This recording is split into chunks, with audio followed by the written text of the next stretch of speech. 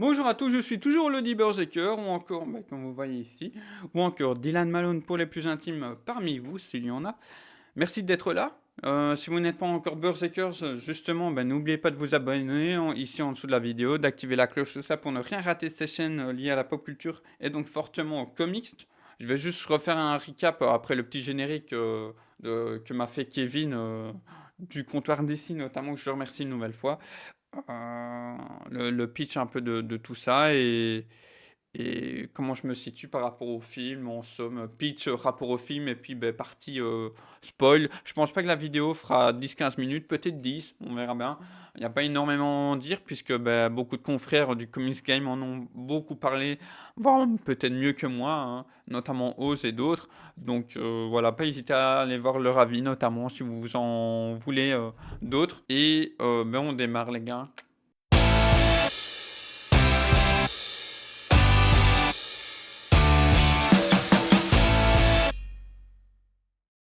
Que les petits gars, on se retrouve avec un troisième film de l'ère Burton. Donc Burton a quitté le projet, mais apparemment ils l'ont mis producteur. Je pense qu'ils l'ont un peu obligé à l'époque. Voilà, je connais pas encore tout l'envers du décor, mais comme je dis, certains, je pense, encore aujourd'hui, on parle de toutes ces making-of, si je puis dire, d'envers de décor.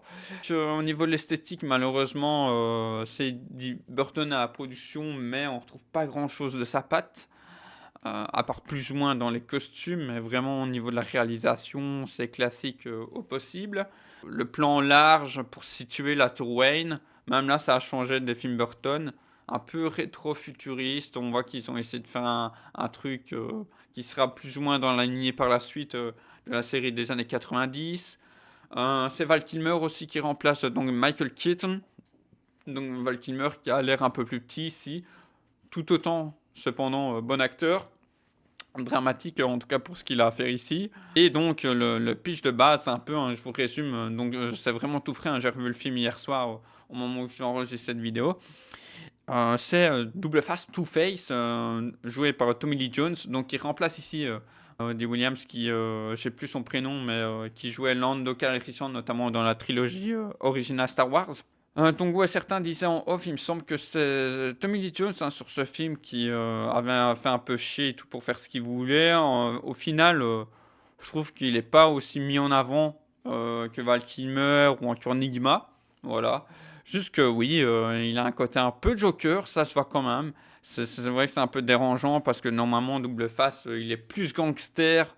Et son problème de double personnalité, là on est bipolarité, voire plus, un schizophrène, même, on pourrait dire, sans être connaisseur ultra de ces maladies mentales. Et là, ouais, ils sont partis dans le cliché d'un. Enfin, en lui, du coup, de vouloir faire son Joker à lui. Ensuite, on a une apparition de Drew Barrymore aussi, qui joue une de ses acolytes, si on peut dire ça, une de ses Two-Face Girl, voilà. James Bond a cette James Bond Girl, mais Double Face a cette Two-Face Girl. Et donc Enigma, donc, joué par Jim Carrey, qui était à son apogée vraiment de sa carrière dans les années 90. Donc surtout dans la comédie, hein, avec Ace Ventura, The Mask. Et là, du coup, qui est un peu quand même en roue libre. Bien que si ça avait été tout aussi sérieux dans sa direction d'acteur à lui notamment, ou encore pour Tommy Lee Jones, je pense que le film aurait pu être un peu pris au sérieux globalement aussi par les spectateurs, malgré que, une nouvelle fois, comme les films de Burton, on n'est pas sur vraiment des enquêtes ultra pertinentes, ultra intéressantes. Ça se laisse regarder. Je le trouve quand même un peu moins long que Batman le défi, cependant. Voilà, en somme. Ça, c'est mon avis sans spoil. Est-ce que. En spoiler, je vais voir ce que je peux vous en dire vraiment, mais pour moi, c'est un film où il n'y a pas grand-chose à spoiler non plus. Si parmi vous, que vous regardez ici cette vidéo, vous n'avez pas vu les Burton, déjà découvrir en fait les Burton. Hein, donc Batman, ouais, Batman de 89. Donc j'ai fait une vidéo sur la chaîne, hein, comme ici, où j'en ai parlé. Et Batman Returns, donc le défi qui pour moi, voilà, je le rappelle, durant mon enfance, c'était celui qui m'avait le plus marqué. Et au final, en les ayant revus ici, je trouve que celui de 89, pour ma part, mieux dirigé, même si Burton, du coup, a un peu plus laissé un peu plus lâché sur le second. Donc pas hésiter, si vous accrochez, bah, peut-être tenter celui-là. Je trouve qu'il est pas si catastrophique que ça, finalement, bien que, comme je le rappelle une autre fois, je l'ai dit précédemment, Jim Carrey est un peu en roue libre. Franchement, pour l'époque, ça passe. Je trouve qu'on a fortement tapé dessus, alors que au final aussi, en bon point, voilà, on a, comme l'avait dit Oz aussi, il me semble, on a, bien qu'il est un peu âgé, donc joué par Chris O'Donnell qu'on a revu bien des années après, hein, qui avait quitté les écrans pendant plusieurs années dû à la bullshit que ce film s'est pris à l'époque aussi. Euh, donc ici qui joue Richard Grayson et Kay Robin, qui serait à l'âge du coup d'un Nightwing. Et le petit clin d'œil avec le casque, le truc du Robin et tout. Ouais, non, ça passe quoi. Je dis cliché, mais je trouve non, ça a son petit sens et tout. Il y a quand même, il est pas trop mauvais non plus quand ses parents meurent. Voilà, léger spoil, un Robin perd ses parents, hein. Voilà, le tout premier Robin, mais si vous ne le saviez pas. Nicole Kidman aussi, ouais, elle est un peu dans le cliché. La femme d'info qui veut pécho quand Bruce. Comme Bruce Batman est un peu réticent forcément par rapport à son cœur, sa petite armure autour, etc. J'avoue que le moment sur le toit, c'était limite ouais, de la punchline effet ping-pong. C'était drôle. Mais ça va. J'ai vu pire en termes de dialogue. Comme je dis, en termes de mise en scène, ben, c'est efficace, mais c'est pas non plus inspiré. Non. Voilà. Donc, non, ça se laisse regarder pour ma part. Voilà, en somme. Je vais pas m'éterniser sans spoil. Je vais passer à la partie spoilers, mais je sais même pas par quoi je vais commencer, mais enfin voilà. Donc n'hésitez pas à découvrir Batman Forever, à lui laisser sa chance. Comme je le dis, bien que c'est pas, malgré que ce n'est pas waouh, le film flamboyant, hein. Si vous avez grandi dans les années 2000 avec de la trilogie Nolan ou encore celui de Pattinson, on est quand même à quelques années-lumière. Mais comme ça, vous aurez un point de vue rétro de comment était vu le Batman avant. Je tout n'était pas mauvais, comme j'ai essayé de vous le dire ici, notamment l'adaptation de Robin, le lien avec Batman. Voilà, il y a quand même Batman qui a une certaine maturité, il ne laisse pas venir comme ça les dés et tout. Voilà, bien qu'il y a des petits trucs. Mais ça, ben voilà, on va en rester sur Robin. Comme le disaient les copains, c'est vrai que comment Robin a accédé à la Batcave, c'est un peu cheaté quand même. Il fait des voltiges dans le manoir et il tombe voilà, d'une voltige à une autre dans la cave. Un peu facile, un peu facile. Comme le fait que là, c'est pas une facilité, mais c'est plus au niveau du langage, du respect envers les personnages. On a Bruce qui tutoie Alfred. Je suis un peu circonspect. Normalement, c'est. Enfin, qu'il tutoie, genre tu. Normalement, ce serait Alfred. Voilà, il y a un certain respect. Là où, quand Robin dit Al, bon, il est un peu jeune, un peu rebelle.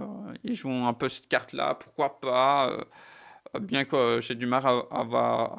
Au final, Richard, un peu rebelle, mais encore entre guillemets, voilà, rebelle dans son attitude. Et quand même entre les deux, je trouve assez nuancé Chris O'Donnell. Donc, moi, je trouve que c'est franchement un bon choix de casting. Mais voilà, en spoilers, que dire de plus ouais, je trouve que le truc, comme Enigma trouve son costume, ça le fait. Voilà. Désolé, je serais pas hyper pertinent sur cette vidéo, une nouvelle fois critique. Critique, c'est un grand nom parce que je me vois pas comme ça. C'est surtout mon avis, mon opinion sur ce film, où moult de gens se sont déjà exprimés dessus. Voilà. Comme je dis, moi, c'est plus un récap. Comme l'année passée, j'ai fait Superman. Ici, je continue avec Batman. Et puis, on repartira sur du Something Wonder Woman dans quelques mois pour les live action. Pas si mauvais qu'on te prétend. Pas le plus grand film Batman, hein, mais pas si mauvais que ça. Je sais plus si j'avais fait une tier list des Batman. Je pense pas. Je sais plus. Ouais, moi, je le mets comme bon. Pas mauvais. Aurait pu être mieux. Voilà. C'est l'équivalent d'un C, ouais. D'un C en note américaine. D'un 3,5 sur 5. Il y a du potentiel, mais ça aurait pu être plus poussé. Mais je trouve que le duo fonctionne assez bien. Batman Robin sur la fin aussi.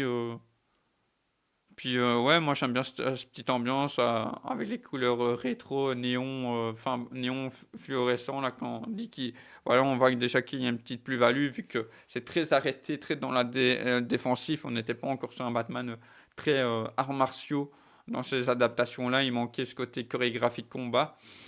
Donc, dans ces films, Burton, notamment, même avant, du coup, mais ça, c'est un autre bail, hein, l'ère Adam West. Et donc, un mot de la fin pour moi sera, comme je le disais plus tôt, ben, laissez-lui une chance à ce Batman Forever. Et puis, voilà, après, si vous n'aimez pas, ben, de toute façon, je reste ouvert au débat dans l'espace commentaire. Si vous avez aimé, ben, c'est cool aussi.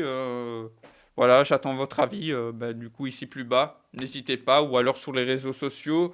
Et donc, la prochaine adaptation, on a le temps, sera dans 2 semaines, vu qu'en général, une semaine sur trois, ben, il y a un Ragnarok qui sort. Donc, un versus entre films pour l'instant d'époque. Le prochain, c'est sur les années 60, et puis on reviendra aux années 2000, ou une Berserker Story, une semaine avant ou une semaine après. Donc là, on enregistre samedi avec Géraud et peut-être Romain, excusez-moi, et peut-être Romain, un gros passionné d'Astérix, du coup, une Berserker spéciale. Ah, voilà, pour parler des Celtes gaulois, mais surtout par Astérix.